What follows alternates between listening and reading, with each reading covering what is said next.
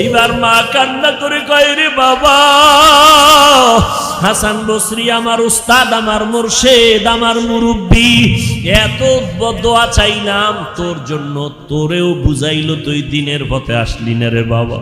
আজকে আমি বলছি তুই অসুস্থ, কোন দিন মরে যাও জানা নাই। হাসান বসরিকে বললাম তোর জানাজা পড়াবার জন্য, তোর জানাজাটাও সে পড়াইতে রাজি হলো না।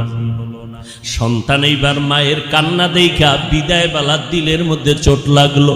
এইবার সন্তান বলে, মা হাতটা আমার হাতে দাও, তুমি আমারে মাফ করিয়া দাও, আমার মাথায় হাত দিয়া দোয়া করে দাও। ও মা, আমি জানো ঈমান নিয়ে কবরে যাইতে পারি, আর যদি আল্লাহ বাঁচায় দেয় জীবনে আর কখনো গুনার কাছেও যাব না, নেশা পান করব না। এইবার সন্তানটা তওবার নিয়ত করে ফেললো।